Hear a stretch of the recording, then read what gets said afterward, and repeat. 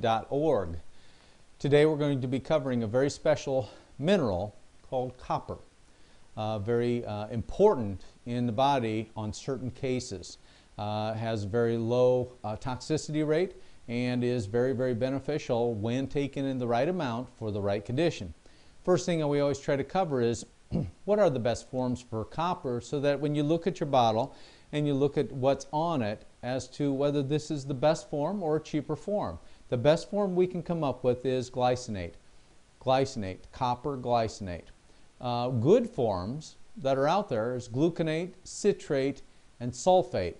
I try to stay away from the sulfate as much as possible, and in some cases the citrate, just simply because of upset stomach, but specifically the sulfate I try to stay away from on almost any of my products because of that reason. So when we're dealing with anything beyond this, more than likely it goes into a poor area of quality that probably I would advise against. Okay?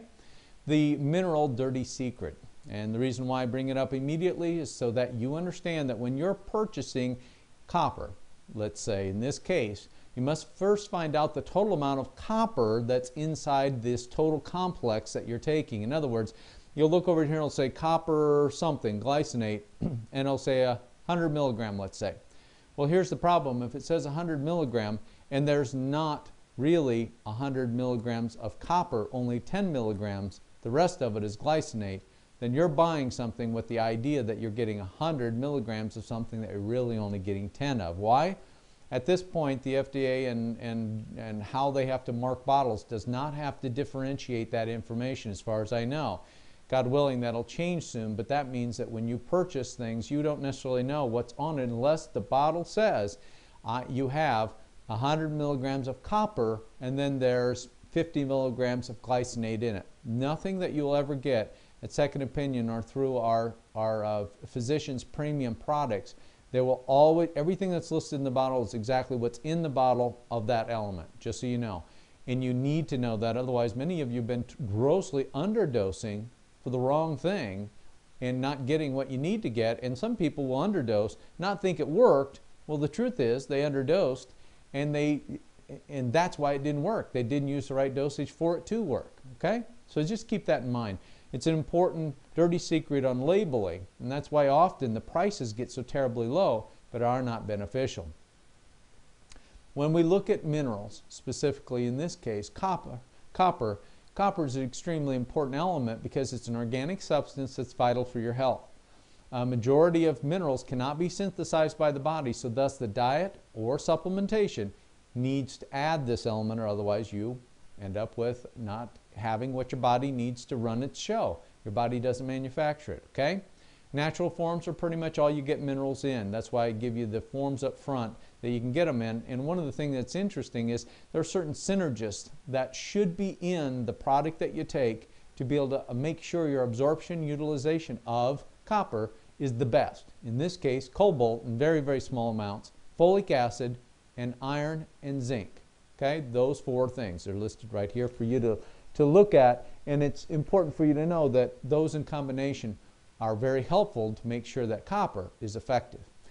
What you see in front of you is broccoli, and then after that you kind of see a list of all kinds of things that broccoli has in it.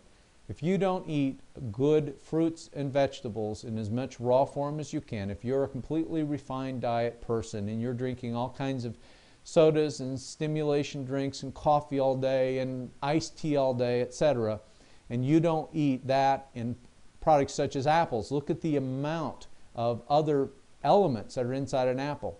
If you're one that chooses not to do so, I do not recommend that you worry about supplementing a whole lot, because you're not going to win. You're going to lose terribly. If you're not willing to eat the fruits and the vegetables and lean meats and those quality foods and making doggone sure your kids get it in a unrefined form, not the packaged box forms that you're getting it in, mostly cereals, please get your kids, save them.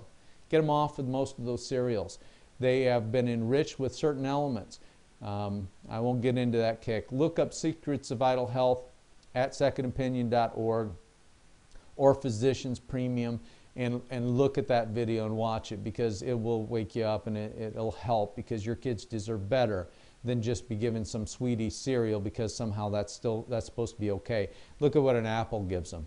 a huge amount of elements that is not in that cereal that they need for their well-being, okay? So I'm off my diatribe. You know what, it concerns me. It concerns me because many times kids are getting put on medications and are treated in certain ways because none of this is even looked at. This is basic stuff that any good mother, grandmother, or father or grandfather can figure out for your kid.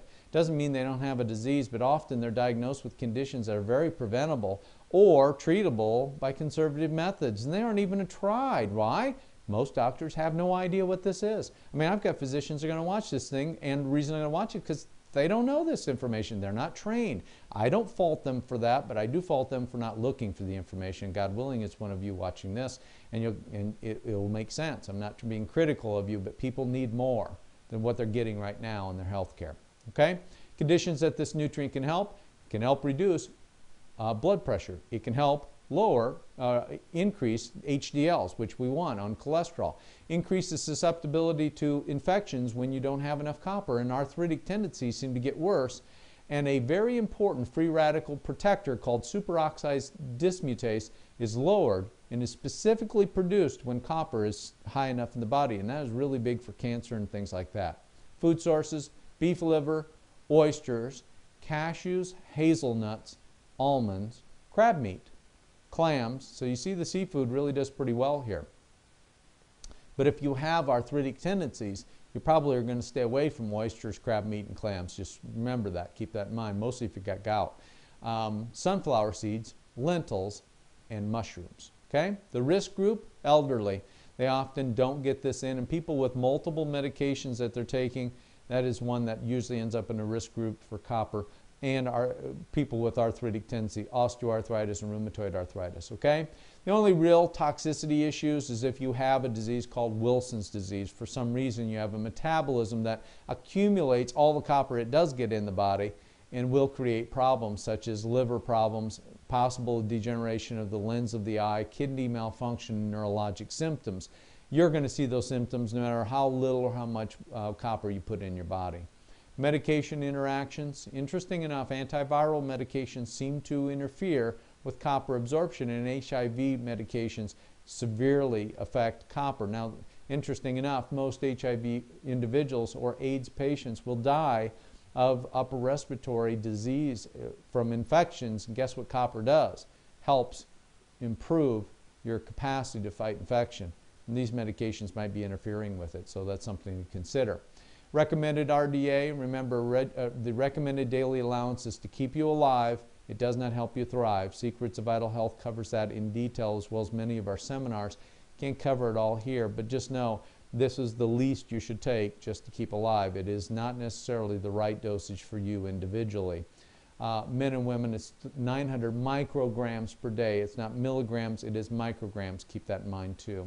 Dr. Benzinger's advanced information. Inflammatory diseases such as osteoarthritis and rheumatoid arthritis have been shown to be low in copper during active flare-ups of disease. Interesting enough, when the flare-ups come, copper is either utilized or helps induce the allowing of inflammation occurring in the body when it's too low. Okay? Other advanced information, there's many issues. It helps absorb iron into your red blood cell, important if you have anemia problems. Helpful as for the development of nerve covering. If you have neurologic conditions, that might be helpful. Mostly if you're diabetic, definitely could be helpful if you have neuropathies, okay?